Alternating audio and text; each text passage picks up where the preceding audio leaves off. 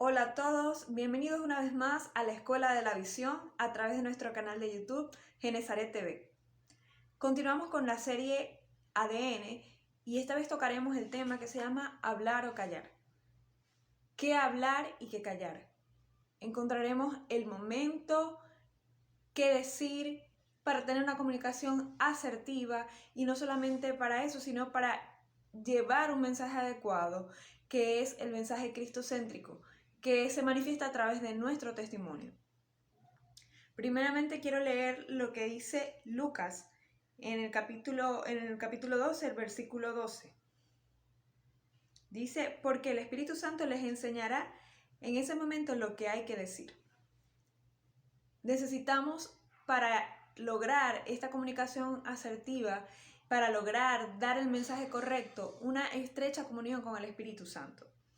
Y vemos que uno de los personajes más importantes de la Biblia, que fue Jesús, tenía esa estrecha comunicación con el Espíritu Santo, con el Padre, en intimidad. Y por esta razón, cuando los fariseos, cuando Pilatos, él fue acusado delante de los fariseos y delante de Pilatos por blasfemia, por sedición, estos no tuvieron más remedio que declararlos inocentes.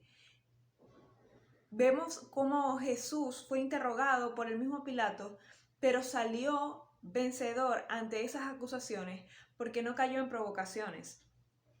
Y una de las estrategias de Jesús en su respuesta la vemos en varias secciones que vamos a ir desglosando.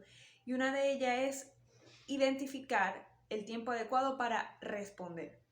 Dice la palabra en Eclesiastés 3:1 que todo tiene su tiempo, todo lo que se quiere debajo del cielo tiene su hora, incluso el dar una respuesta o el guardar silencio.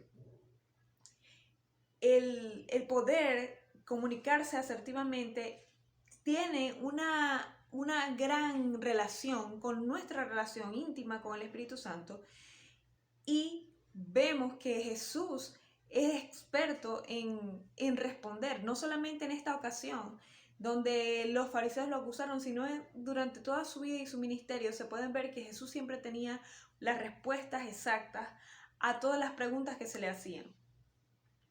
Otro punto muy importante que forma parte de la estrategia de Jesús es identificar a quienes se escuchan. Y quiero que leamos en Juan 18:33 al 38. El Evangelio de Juan relata el episodio donde Jesús fue interrogado por Pilato. Y dice, entonces Pilato volvió a entrar al pretorio y llamó a Jesús y le dijo, ¿eres tú el rey de los judíos? Jesús le respondió, ¿dices tú esto por ti mismo o te lo han dicho otros de mí? Pilato le respondió, ¿soy yo acaso judío? Tu nación y los principales sacerdotes te han entregado a mí. ¿Qué has hecho? Respondió Jesús, mi reino no es de este mundo. Si mi reino fuera de este mundo, mis servidores pelearían para que yo no fuera entregado a los judíos, pero mi reino no es de aquí. Le dijo entonces Pilato, luego, ¿tú eres rey? Respondió Jesús, tú dices que yo soy rey. Yo para esto he nacido y para esto he venido al mundo, para dar testimonio de la verdad. Todo aquel que es de la verdad oye mi voz. Le dijo Pilato, ¿qué es la verdad? Y cuando hubo dicho esto, salió otra vez a los judíos y les dijo, yo no hallo en él ningún delito. Después de esta gran interrogante que hace Pilato, ¿qué es la verdad? Jesús responde que él vino a este mundo a dar testimonio de la verdad.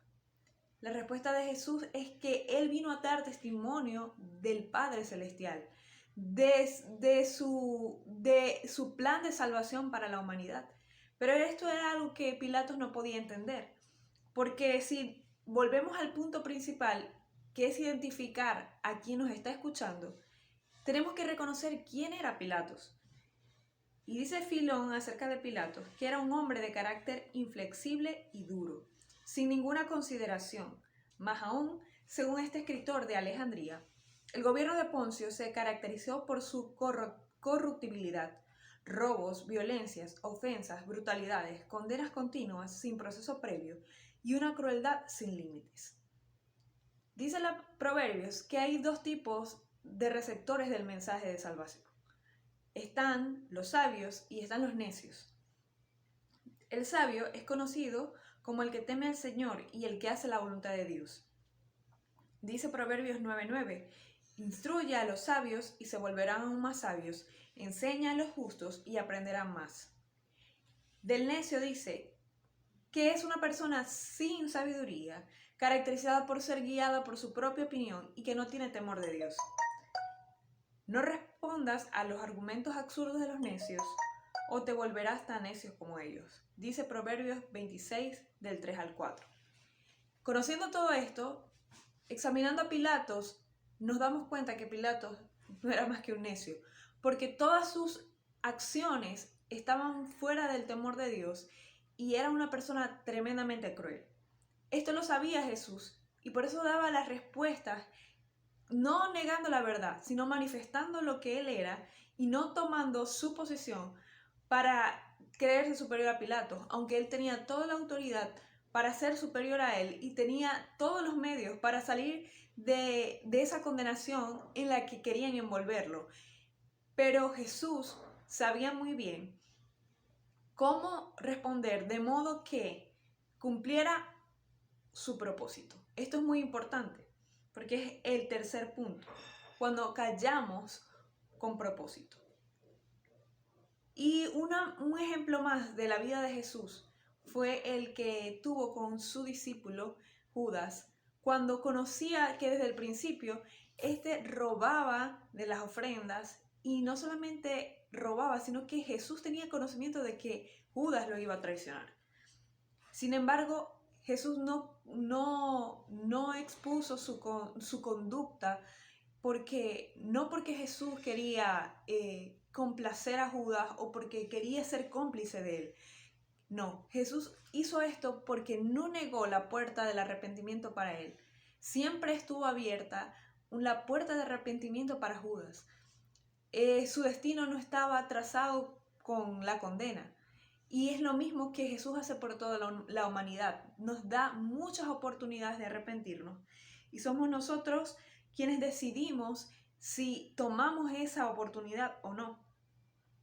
Ahora, nuestra iglesia hoy en día, la iglesia de Cristo en general, ha tomado el hábito de hablar mal. Y sabemos que nuestra palabra es la palabra que puede dar vida o muerte.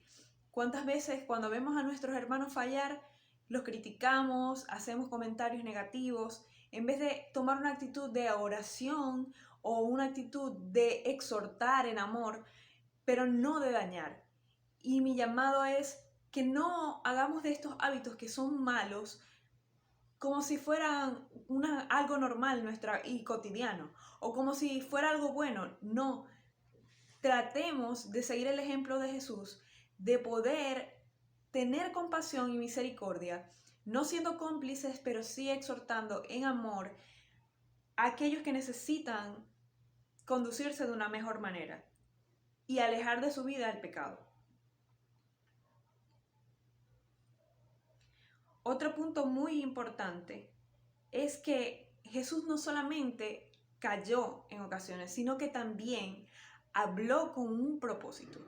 Siempre que Jesús manifestaba algo, lo decía con un propósito exacto.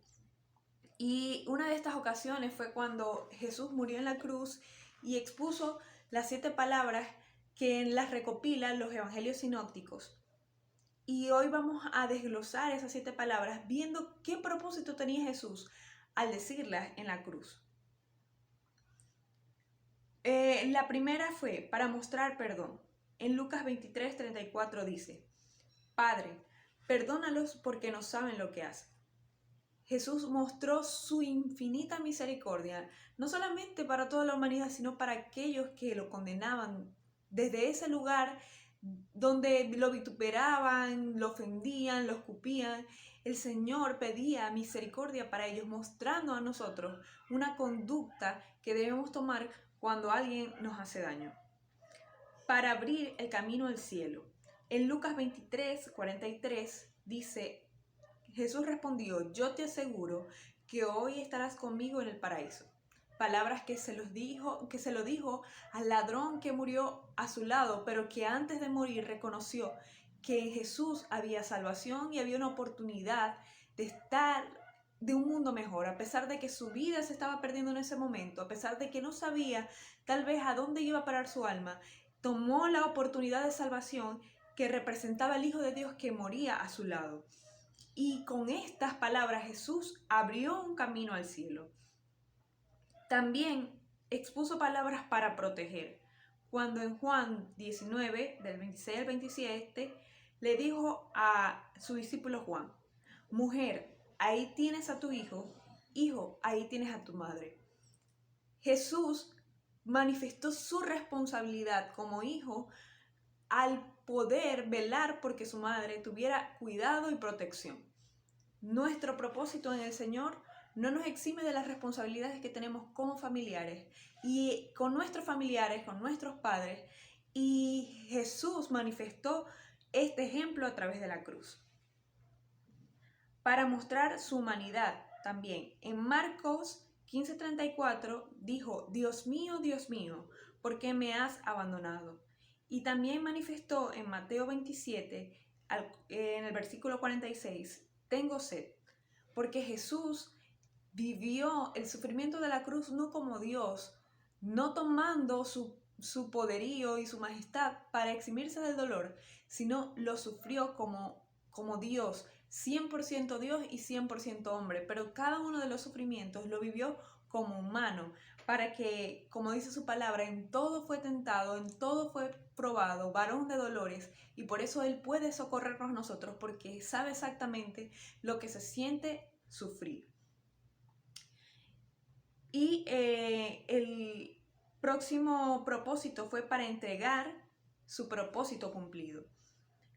Dice Juan 19:30, todo está cumplido. Y Lucas 23:46 dijo: Padre, en tus manos encomiendo mi espíritu. Qué importante es que nosotros también podamos decirle al final de nuestra vida al Señor: nuestro propósito en ti se ha cumplido. Hemos logrado la meta que tú, Señor, nos has colocado a nosotros como tus hijos. Jesús demostró ser un guardián del silencio. También demostró ser un guardián de las respuestas sabias. Y cuando escuché esta enseñanza de la boca de nuestro apóstol Arnoldo, me di cuenta de que el Señor estaba haciendo énfasis en esta enseñanza.